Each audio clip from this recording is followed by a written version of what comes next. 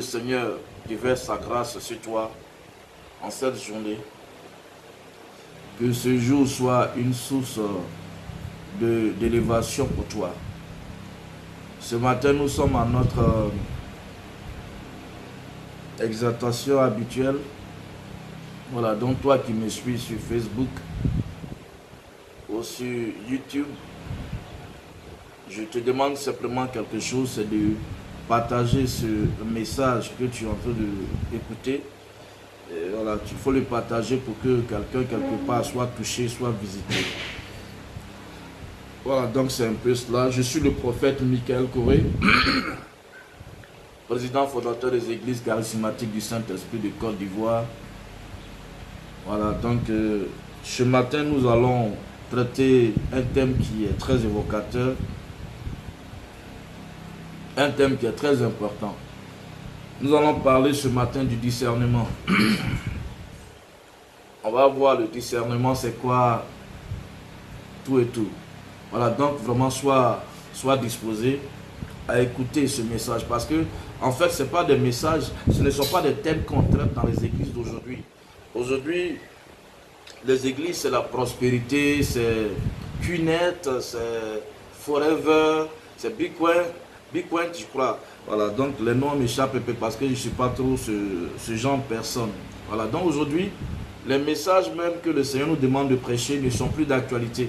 Voilà, donc quand tu les prêches, les gens disent que tu n'es pas à jour. Or, les gens oublient que ces personnes-là oublient que pour tout ce que nous sommes en train de faire, nous serons appelés à un jugement. Et ça, c'est certain, et ça, c'est vrai. Parce que la Bible a annoncé la venue de Christ, et puis Christ est venu. Voilà, donc si la Bible nous dit que nous serons jugés, ça veut dire qu'on sera jugé. Voilà, puis sache que quand tu vas mourir, parce qu'il y a des pasteurs même qui racontent que l'enfer et le paradis n'existent pas ailleurs, à part sur la terre. Que la souffrance que nous connaissons, c'est l'enfer, et comment on appelle, la richesse que d'autres connaissent, c'est le paradis.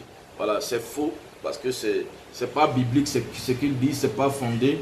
Voilà, donc il faut vraiment faire attention, il faut vraiment prêter aussi attention à ce que je vais dire. Voilà, donc si tu as ta Bible sur toi, ou bien si tu as ton portable dans lequel il y a une Bible, il faut déjà le prendre, et puis on va passer à notre exhortation. Voilà, donc je disais que le thème que j'allais traiter aujourd'hui, c'est le discernement. Voilà, le discernement. Et notre texte de base, c'est dans le livre de Philippiens, chapitre 1, versets 8 à 10. Philippiens, chapitre 1, versets 8 à 10. Voilà, donc il faut prendre ta Bible. Si tu n'as pas de Bible, il faut courir. Va prendre ta Bible. Voilà. Donc je disais tantôt que notre thème que nous allons traiter ce matin, c'est le discernement. Et le texte de base, c'est le livre de Philippiens, chapitre 1, versets 8 à 10. Voilà, donc je vais lire. Voilà, je vais lire pour que nous soyons vraiment bénis. Voilà, Philippiens, voilà. Philippiens, chapitre 1. Voilà. Je vais lire.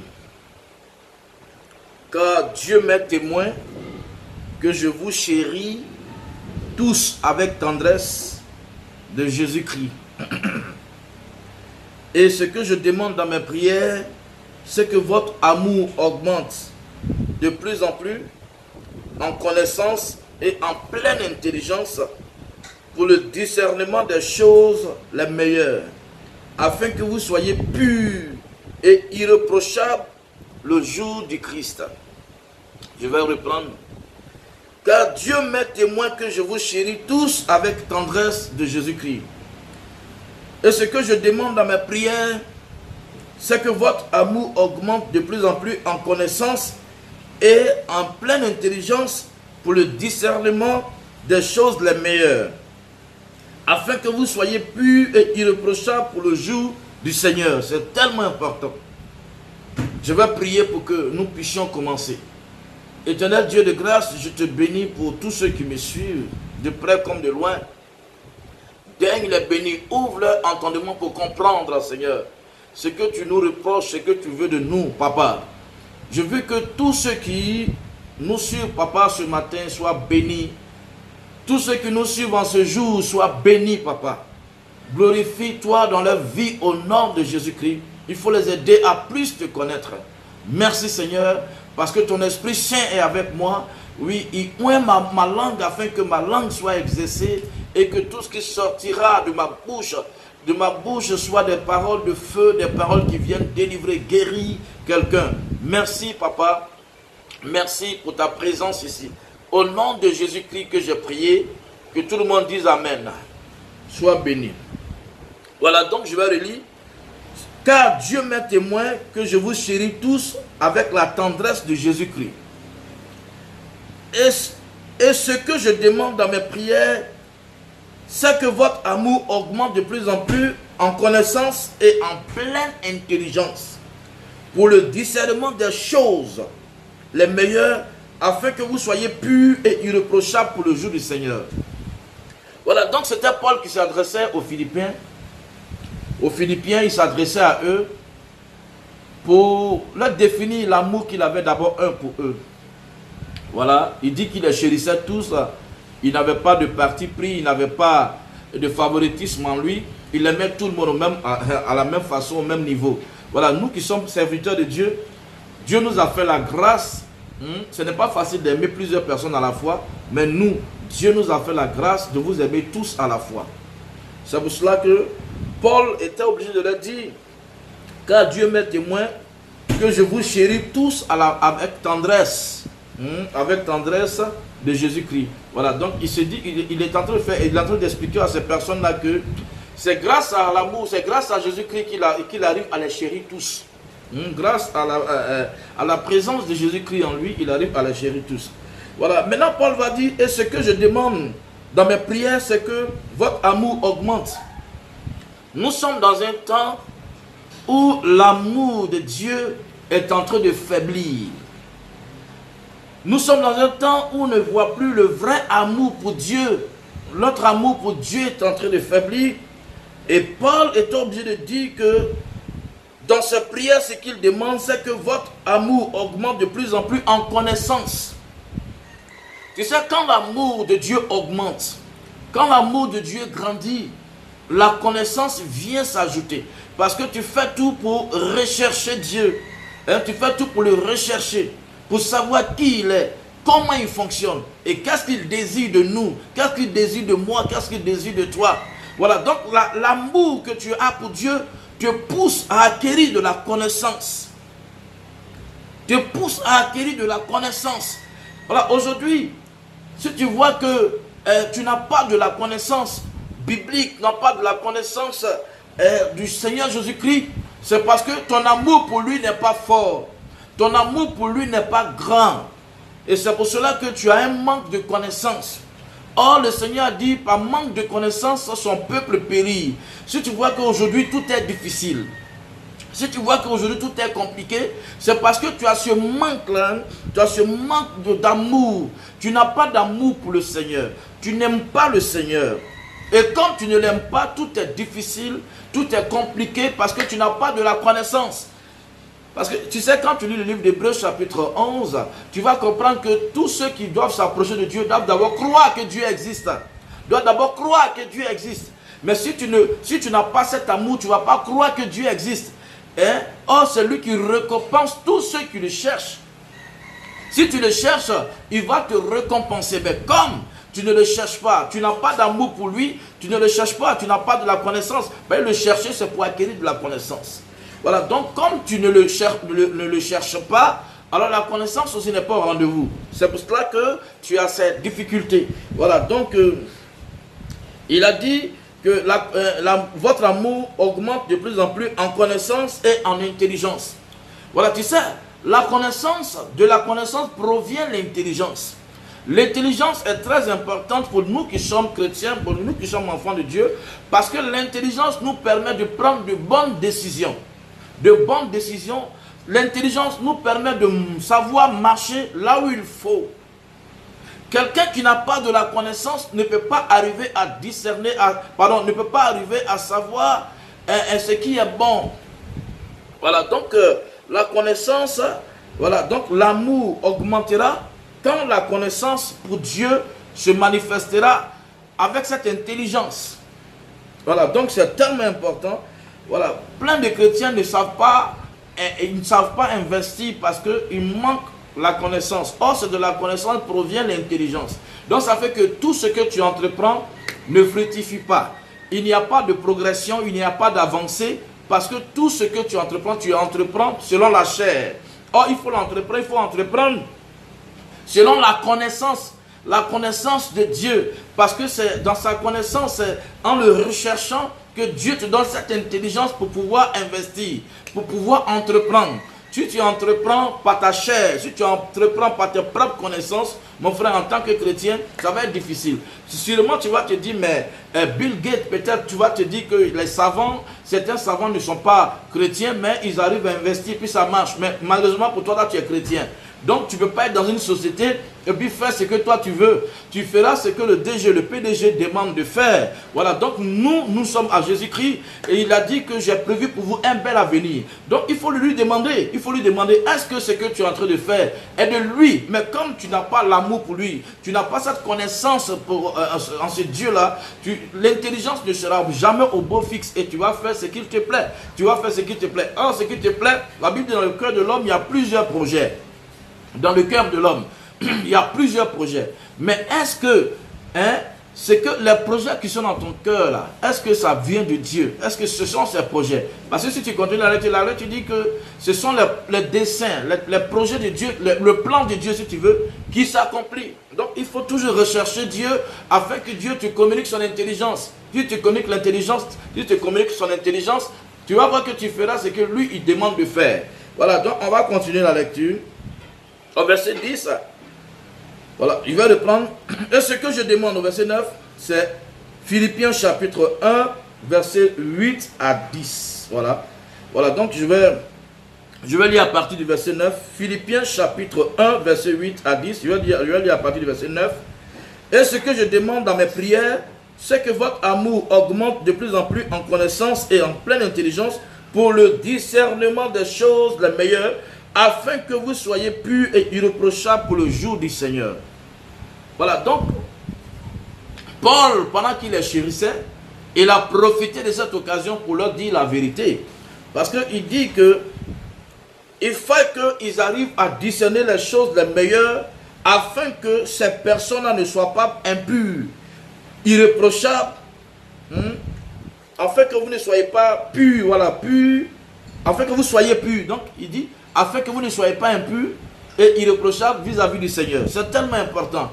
Aujourd'hui, le discernement dont je veux parler a quitté les cœurs. Nous vivons comme nous voulons. Nous faisons ce que nous voulons. Or, c'est normal que nous puissions discerner des choses, nous puissions discerner avant de prendre des décisions. Nous devons manifester le discernement avant de faire quoi que ce soit. Voilà, donc le discernement c'est quoi? Le discernement, c'est cette faculté qui sert à distinguer les choses. Voilà, cette faculté qui sert à distinguer les choses. Séparer nettement une chose d'une autre. Aujourd'hui, nous sommes dans un temps où le chrétien ne fait plus attention à lui. Où le chrétien ne prête plus attention, ne fait plus attention. Parce que le chrétien est rentré dans un sens de paresse, de négligence. Aujourd'hui, le chrétien ne veut plus prier, il veut que quelqu'un d'autre prie pour lui. Aujourd'hui, le chrétien ne cherche plus à être spirituel, il veut que son père spirituel soit spirituel pour lui. Et que lui, il vive sa vie comme il entend, qu'il vive sa vie comme il veut. Voilà, donc le discernement est tellement important. C'est ce qui fait qu'aujourd'hui, tu t'adonnes à n'importe quel pasteur, à n'importe quel berger. Or, tu ne sais même pas qu'est-ce qui anime cet homme. Tu ne sais même pas qu'est-ce qui anime ce dernier. Tu comprends ce que je suis en train de te dire? Voilà, donc le discernement est tellement important. Le discernement te permet de distinguer, les choses. Te permet de séparer nettement une chose d'une autre.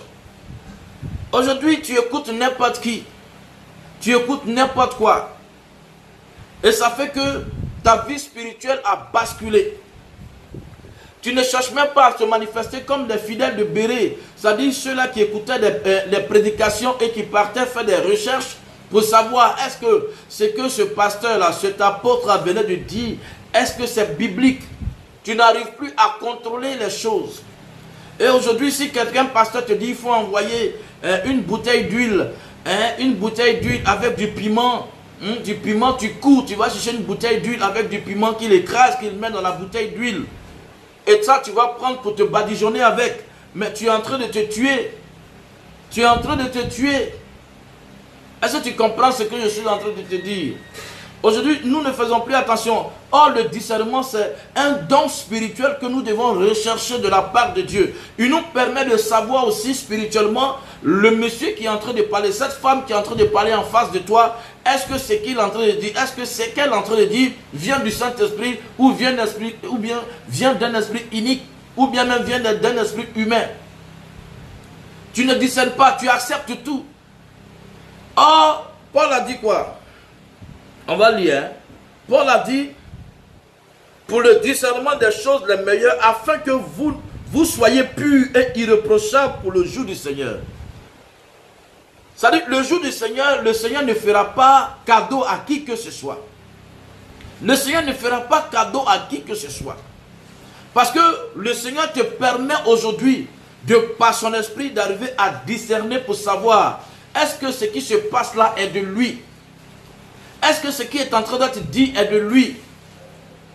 Parce que tu seras, si Dieu te reproche des choses au jour du Seigneur, à son jour, il te reproche des choses, mon frère, ça va chauffer sur toi.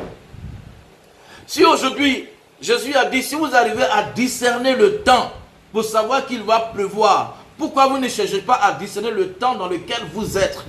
Et il a dit, race d'incrédules, race de vipères.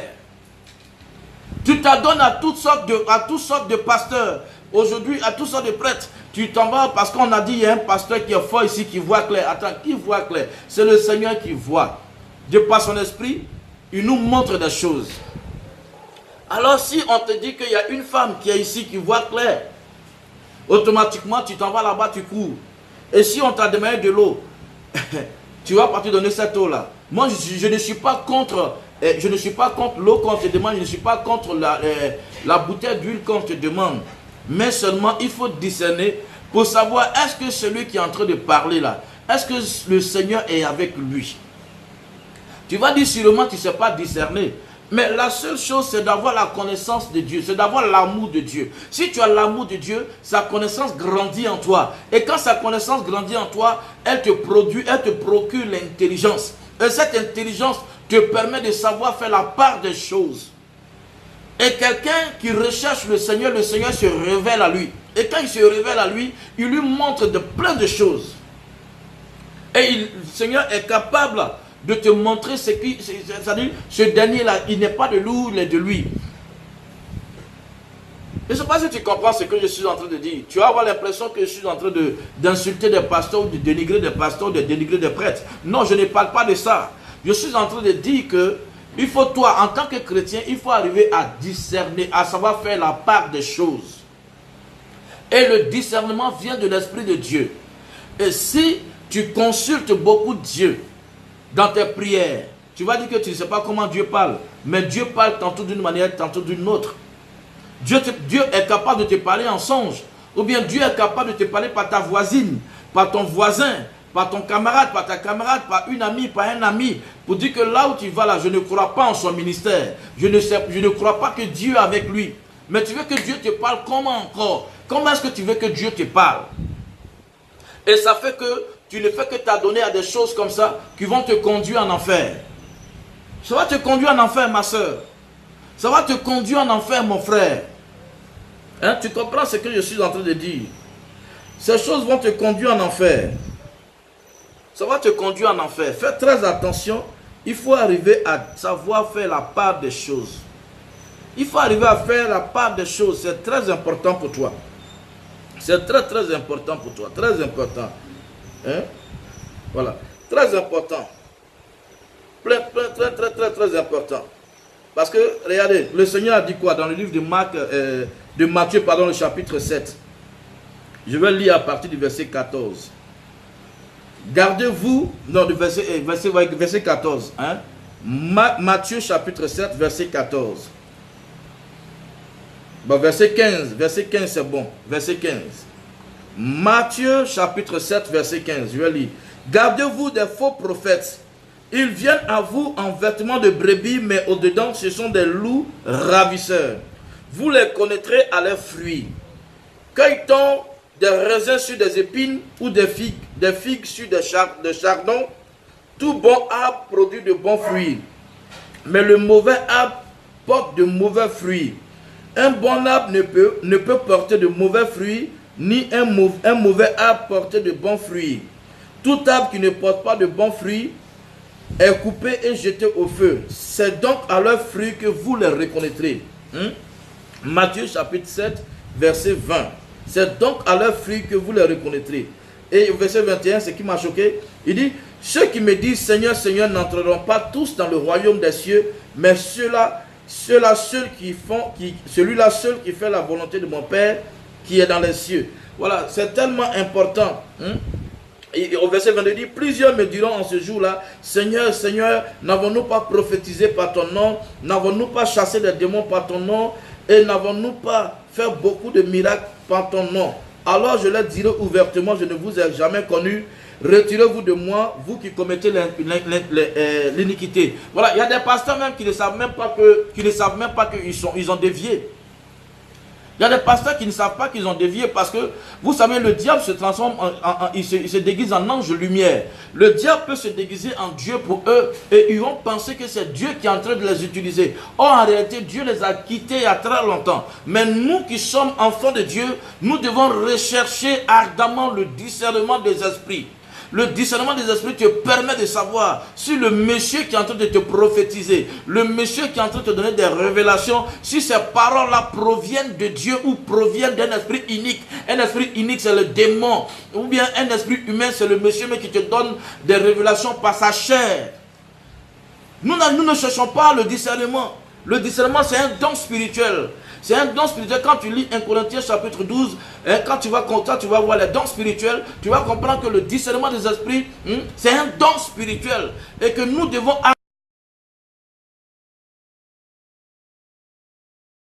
chercher, nous devons aspirer au don spirituel. Le don spirituel est très important.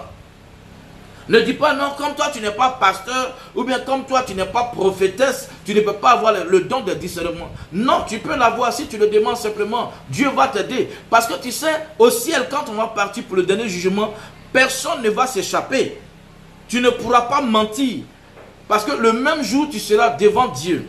Dieu va te faire passer la vidéo que tu es en train de regarder tout à l'heure, maintenant, la vidéo que tu es en train de regarder aujourd'hui. Il va te faire présenter cette vidéo dans laquelle, moi, j'aurais dit peut-être qu'il faut rechercher le discernement ardemment. Tu dois rechercher le discernement. Arrête de dire, non, moi je ne suis pas pasteur. Non, nous on ne peut pas prier, c'est les pasteurs qui vont prier pour moi. Et puis là, tu ne fais que dépenser de l'argent pour acheter des bouteilles d'huile, des sachets d'eau, des bouteilles d'eau, de quoi, des feuilles d'hysope, de ceci, cela, des parfums. Mais tu le fais pourquoi? La Bible dit la seule chose qui décante les choses, c'est la prière qui est faite dans le nom de Jésus-Christ. La Bible dit elle est efficace. C'est l'homme qui est pressé, sinon Dieu n'est pas lent. C'est parce que tu es pressé, sinon Dieu n'est pas lent. Pourquoi vous ne voulez pas attendre que Dieu vous bénisse en son temps et puis vous vous pressez pour faire des choses? Tu penses que tout cet argent que tu es en train de dépenser, Dieu est d'accord avec ça? Tu penses que ce pasteur qui te dit qu'il faut envoyer ceci, il faut envoyer cela, tu penses que Dieu est avec lui? Nous ne voulons pas discerner. Nous ne voulons pas rechercher le discernement des esprits. Il te permet de faire la part des choses. Il te permet de savoir lui qui est devant toi, si c'est un esprit qu'il utilise, et c'est un démon qu'il utilise, mais si c'est le Saint-Esprit qu'il utilise. Il te permet de savoir que celle qui est devant toi, c'est le Saint-Esprit qu'il utilise ou un esprit impur qu'il utilise. Et ça fait que ta vie chrétienne n'est pas propre. Dieu te reproche beaucoup de choses. Dieu te considère comme impur. Et devant lui, c'est sûr que toi, ça va chauffer parce qu'il va te poser des questions. Et pendant qu'il sera en train de te poser des questions, ta vidéo passera au-dessus de tes yeux. Et tu verras que tu n'auras même pas de parole à dire. Et tu seras transporté pour l'enfer. Il faut commencer à changer de vie. Change. La Bible dit on les reconnaîtra à leurs fruits. Un pasteur, tu vas voir. Un pasteur, tu vas voir. Et puis d'ailleurs, quand tu vas, il ne peut même pas t'enseigner la parole de Dieu. Avant même de donner une révélation, quand même, il faut qu'il t'enseigne la parole de Dieu. Il faut qu'il te demande si tu es chrétien ou pas. Et ce pasteur doit être capable de savoir que ta vie chrétienne n'est pas au point et qu'il t'enseigne d'abord avant de te donner une révélation. La Bible dit on les reconnaîtra à leurs fruits. Les fruits sont tellement manifestes aujourd'hui. Dès que tu t'en vas, il va te demander un sacrifice de mouton. Mais Jésus a payé déjà ce prix pour nous. Jésus a déjà payé ce prix pour nous. Quand tu lis Galates chapitre 3 verset 13, il a porté déjà, il s'est chargé, il a porté notre malédiction, nos malédictions. Quand tu lis Philippiens chapitre 2 verset 14 à 15, tu vas comprendre que les actes dont les ordonnances nous condamnaient qui subsistaient contre nous, il les a déjà détruits à la croix. Il a déjà livré publiquement un spectacle sacrique. Mais qu'est-ce que tu fais? Qu'est-ce que tu veux au juste? Tu veux quoi au juste? Et tout ça, ça provient du manque d'amour de Dieu. Tu n'aimes pas Dieu. Parce que regarde l'homme que tu es en train de courtiser, l'homme que tu es en train de rechercher, celui que tu veux marier. Tu fais tout pour lui plaire. Mais pourquoi tu ne fais pas tout pour plaire au Dieu qui a créé le ciel, la terre et la mer? Pourquoi tu ne fais pas un effort pour lui plaire et que tu veux forcément plaire aux hommes? Or, c'est Dieu qui est capable de toucher le cœur de cet homme pour lequel tu vas faire des sacrifices, pour lequel tu vas faire tous ces fétiches-là. C'est Dieu qui va toucher son cœur. Tu es chrétienne et puis tu t'adonnes à ce genre de choses. Tu es chrétienne et puis tu t'adonnes à ce genre de choses. Aujourd'hui dans le monde, statistiquement parlant, dans le monde, sur 100 pasteurs, il y a 3 seulement que Dieu connaît. Aujourd'hui, la plupart des pasteurs que vous voyez, beaucoup sont rentrés dans la sorcellerie, beaucoup sont rentrés dans les loges mystiques, beaucoup sont devenus francs-maçons, beaucoup sont devenus Jésus-chrétiens, ils sont devenus des templiers. Beaucoup ont créé des sectes sans qu'ils ne sachent. La seule chose qui peut nous maintenir en vie devant le Seigneur, la seule chose qui peut permettre qu'on soit dans la maison du Seigneur, dans le royaume du Seigneur, c'est le discernement. Nous devons discerner pour savoir le temps dans lequel nous sommes. Nous devons discerner le temps. Hein? Parce que là, ne dis pas que non, même regarde dans ton église, ton pasteur il enseigne quoi? Parce qu'avant de distribuer bénédiction, là, il faut qu'on enseigne. Parce qu'on doit vous enseigner comment faire pour posséder bénédiction. Parce que quelqu'un qui vit mal n'est pas capable de posséder bénédiction. Le Seigneur a dit quoi? Hein? Dans le livre d'Hébreux, il dit quoi? Il dit, sans la sanctification, nul ne verra le Seigneur. Sans la sanctification. La sanctification, c'est de se mettre hors du péché. Hors du péché, c'est ce que Dieu, hein, c'est la violation de ce que Dieu exige. La violation de ce que Dieu exige. Tu comprends ce que je te dis? Hein? La violation de ce que Dieu exige. C'est ça le péché. Et le péché, tu le pratiques, tu manques de sanctification parce que tu es dans... tu ne vis pas comme Dieu veut que tu vives. Et ça fait que tu es dans le péché. Donc toi qui manques la sanctification, tu ne verras jamais Dieu se manifester pour toi. Jamais. Ça, il faut que je te dise là. Tu ne verras jamais Dieu se manifester pour toi. Jamais, jamais, jamais, jamais, jamais. Ça, jamais. Jamais du tout. Regardez par exemple 1 Timothée chapitre 4. 1 Timothée chapitre 4. Excusez-moi. Voilà 1 Timothée chapitre 4 à partir du verset 1. Mais l'Esprit dit expressément que dans les derniers temps, quelques-uns abandonneront la foi pour s'attacher à des esprits séducteurs et à des doctrines de démons par l'hypocrisie de faux docteurs portant la marque de la flétrissure dans leur propre conscience. Je vais le lire. Mais l'Esprit dit expressément que dans les derniers temps, quelques-uns abandonneront la foi pour s'attacher à des esprits séducteurs et à des doctrines de démons par l'hypocrisie de faux docteurs portant la marque de la flétrissure dans leur propre conscience. Vous savez, ceux-là, ils ont déjà vendu leur âme. Ils portent déjà la marque de la flétrissure, c'est-à-dire la marque 666. Ils portent déjà la marque de la bête. ils portent déjà la marque du diable. Eux, ils ont déjà vendu leur âme. Et vous préférez renoncer à Dieu au profit de ces personnes-là pour entendre de faux enseignements. Parce que des enseignements qui disent, il faut dormir, moi je suis là et prie pour toi. Faut dormir. Moi je dis à mes fidèles à l'église, je dis, ne comptez pas sur moi. Moi-même je cherche Dieu.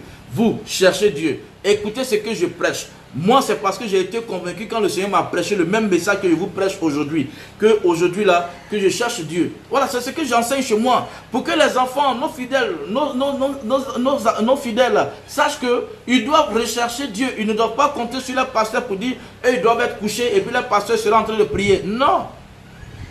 Il faut que tu cherches Dieu. Hein? Il faut que tu cherches Dieu. Tu es là, tu ne fais que compter sur ces docteurs hypocrites, ces prophètes hypocrites, ces évangélistes hypocrites, ces pasteurs hypocrites, hein, qui portent déjà la marque de la flétrissure. Ils ont déjà vendu leur âme. C'est ça, porter la marque de la flétrissure. Ils ont déjà vendu leur âme au diable. Et tout ce qu'ils sont en train de faire, c'est d'envoyer plus de monde dans la maison du diable qu'en enfer. Eux, ils ont vendu leur âme.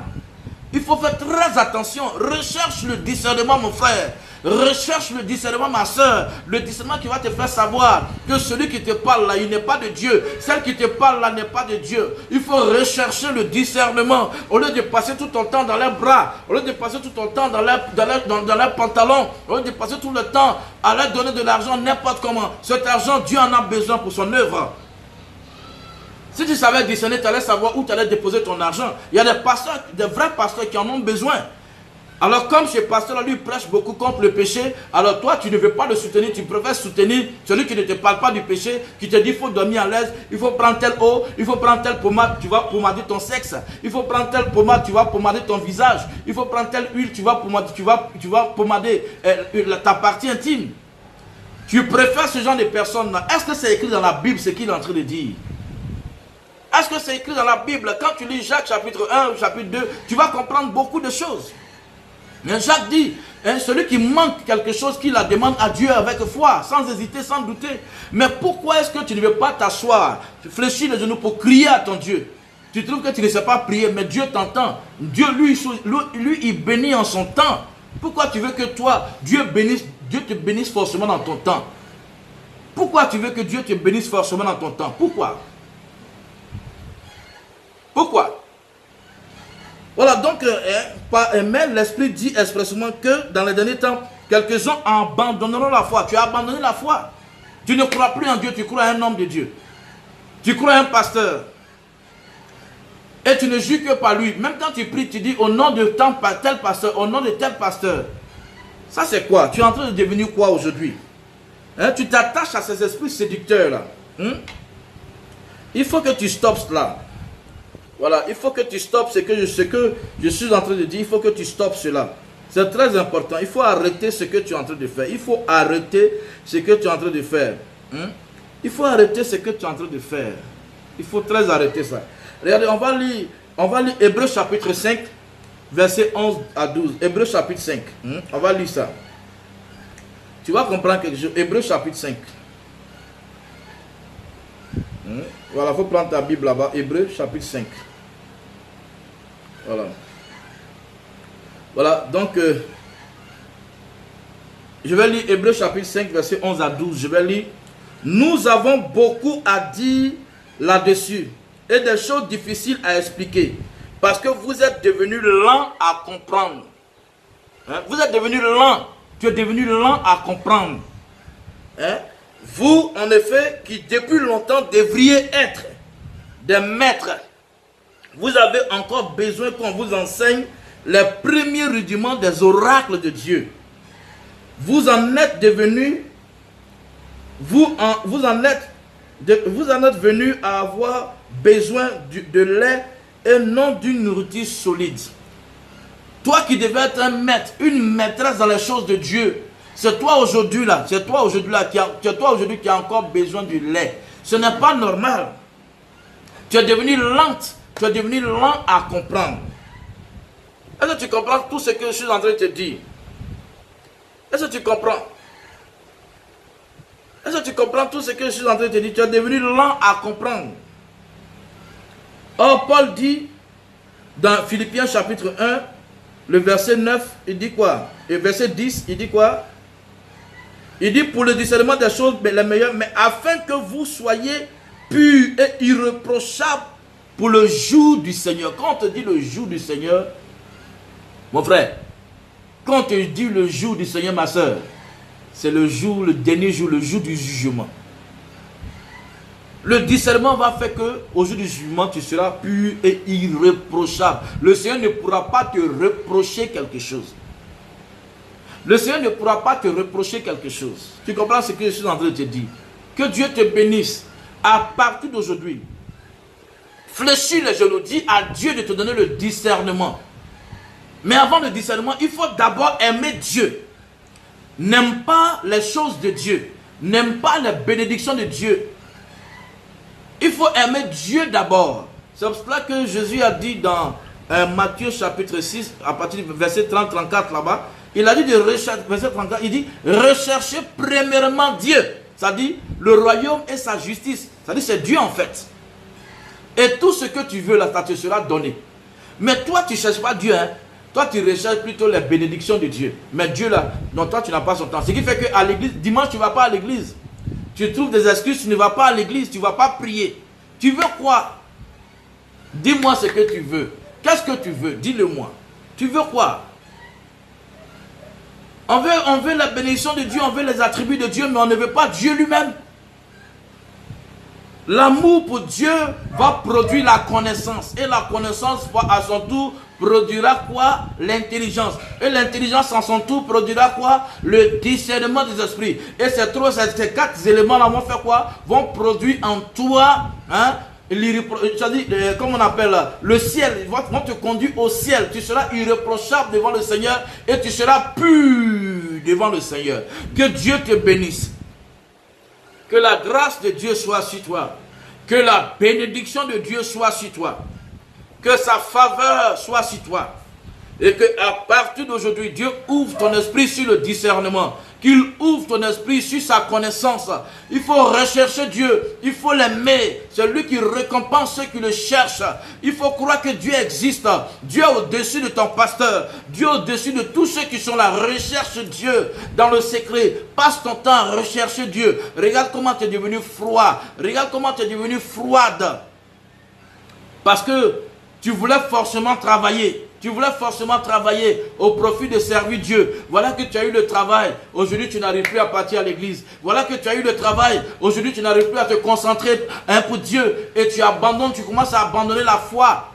Tu commences à abandonner la foi. L'apostasie est en train de naître en toi. L'apostasie, c'est le rejet de Dieu. Tu es en train de rejeter Dieu.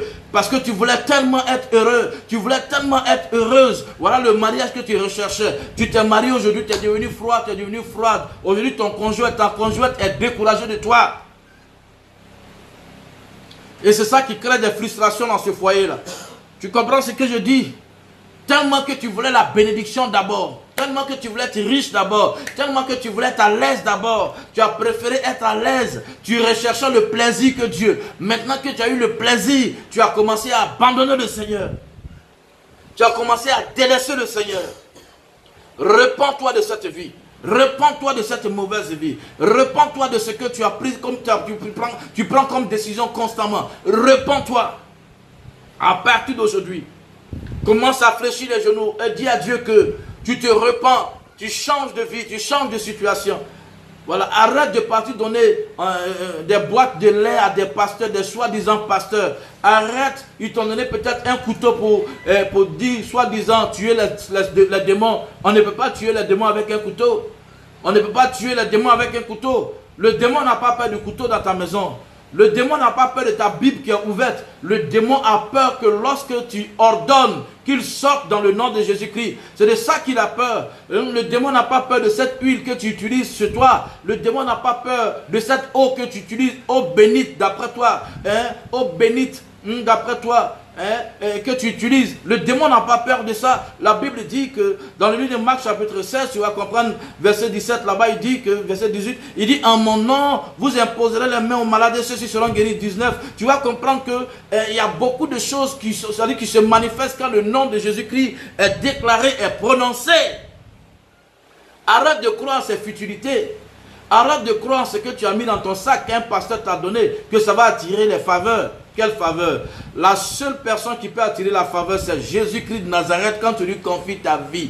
La Bible dit quand tu fais de lui tes délices, quand tu fais de lui ton tout, il te donne ce que ton cœur veut. Ouais. Il dit, je suis le cep, je suis le vrai cep et vous les sarments. Et quand les sarments, les feuilles, les branches sont collées au tronc qui est le cep, hein, la sève du cep s'investit dans les branches qui sont les sarments. Et toi, tu vas porter de bons fruits. Pourquoi tu ne veux pas te coller au Seigneur Jésus-Christ pour porter de bons fruits et tu préfères dormir et puis aller donner de l'argent à un soi-disant pasteur qui te donne de ces fétiches-là que tu prends pour dire que non, Dieu est lent, ceci, cela. Qui t'a dit que Dieu est lent? C'est l'homme qui est pressé, sinon Dieu n'est pas lent. Sûrement Dieu se manifeste tard, mais il n'est pas en retard. Tu comprends ce que je te dis? Dieu n'est jamais en retard parce que quand il se manifeste, c'est en son temps. C'est en son temps qu'il se manifeste. Voilà, donc fléchis les genoux, commence à demander pardon au Seigneur. Commence à demander pardon au Seigneur. Demande-lui pardon. Demande-lui pardon pour tout ce que tu es en train de faire, pour tout ce que tu es en train de dire. Demande-lui pardon parce qu'aujourd'hui tu ne comptes plus sur Dieu. Tu comptes sur l'homme de Dieu. Hein, tu comptes sur l'homme de Dieu, tu ne comptes plus sur Dieu. Tu comptes sur le pasteur qui est là. Hein, ces rudiments qu'il te donne, ces rituels qui viennent se faire chez toi. Il a couché avec toi pour dire non que tous ceux qui vont venir vers toi, ils vont avoir, comme on appelle, ils vont se coller à toi. Voilà, donc déjà il faut stopper ça. Voilà. Voilà, donc répands-toi. Je vais prier pour toi. Seigneur Dieu de gloire, je te bénis Père pour ta fille, pour ton fils qui est là. Yahvé Jireh, je te prie de pardonner leurs péchés. Aujourd'hui, ils ont oublié le discernement, Seigneur. Et chacun s'adonne à n'importe quoi. Je te demande pardon, Seigneur, pour leur vie. Pardonne, Papa. Pardonne leur vie. Je t'en prie, ô Éternel Dieu, aie pitié d'eux. Reçois-les dans tes mains. Reçois-les dans tes mains, Seigneur. Reçois-les dans ta maison, Yahvé Jireh. Chasse tout ce qui y a chassé dans leur corps, dans leur vie. Au nom de Jésus-Christ de Nazareth. Voilà, que le Seigneur te bénisse. Pour tous ceux qui veulent recevoir Jésus-Christ comme Seigneur et Sauveur personnel. Tu as entendu tout ce que j'ai dit et tu veux donner ta vie à Jésus. Tu vas répéter après moi. Là où tu es, si tu peux mettre ta main sur ton cœur, tu peux le faire. Voilà, voilà. Donc je vais prier. Tu vas répéter après moi. Tu vas répéter après moi. Seigneur, je te bénis pour ta parole. Je l'ai entendue et je l'ai acceptée dans mon cœur. Père, je veux que tu me reçoives dans ta maison, dans ton royaume. Raison pour laquelle je reçois ton Fils bien-aimé Jésus-Christ comme Seigneur et Sauveur personnel. Seigneur, que ton esprit vienne résider en moi afin de me faire marcher comme tu veux. Merci Seigneur. Chasse à moi tout esprit impur qui veut m'empêcher de te suivre véritablement. Dans le nom de Jésus-Christ. Merci Seigneur Jésus. Merci Papa pour ta fidélité. Merci Papa pour ton amour. Au nom de Jésus-Christ. Amen. Seigneur, reçois tes enfants. Que tous ceux qui sont malades soient guéris à l'instant même. Que tous ceux qui sont malades soient guéris à l'instant. Mets ta main là où tu as mal. Mets ta main là où tu as mal. Reçois la guérison au nom de Jésus-Christ de Nazareth. Reçois la guérison dans le nom puissant de Jésus-Christ. Reçois la guérison au nom de Jésus-Christ de Nazareth. Reçois la guérison maintenant. Dans le nom de Jésus-Christ de Nazareth. Je te bénis Seigneur. Je te loue éternel Dieu. Merci Seigneur. Pour tous ceux qui veulent rencontrer l'homme de Dieu. Pour tous ceux qui veulent que l'homme de Dieu prie pour eux. Voilà, vous pouvez prendre ce numéro suivant. Voilà, vous appelez et on va prier pour vous. Je suis en Côte d'Ivoire. Je suis précisément à Abidjan, à Yopougon. Voilà, Niangon. Voilà, donc pour tous ceux qui veulent que l'homme de Dieu prie pour eux. Pour tous ceux qui veulent que je prie pour eux. Voilà, donc vous pouvez prendre ce numéro. Plus 225. Plus 225 88 36 63 36 plus 225 88 36 63 36. Voilà, vous pouvez appeler et je vais prier pour vous. Pour tous ceux qui veulent venir là où nous prions, nous sommes situés à Abidjan, à Yopougon, Niangon, Lubafrique, à droite, sur la route de la Cité Verte, face à l'église catholique Saint-Mathieu. Il y a une voie non bitumée. Il y a une voie non bitumée qui rentre dans le quartier. Il y a un premier carrefour. Donc vous prenez le premier carrefour à l'opposé d'une mosquée. Voilà, l'église est située là. Venez, je suis le prophète Michael Coré. Venez, on va être ensemble bénis. Dieu va faire de grandes choses dans notre vie. Dieu va faire de grandes choses dans votre vie. Que Dieu vous bénisse et que sa faveur soit sur vous. Dans le nom puissant de Jésus-Christ que j'ai prié. Amen.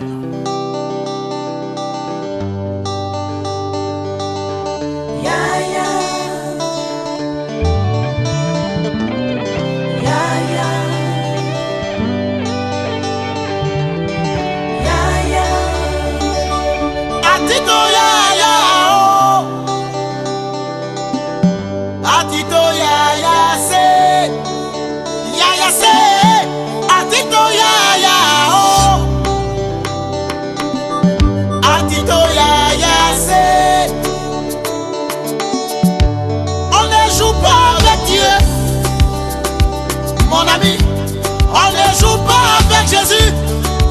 Mon Jésus là n'est pas camarade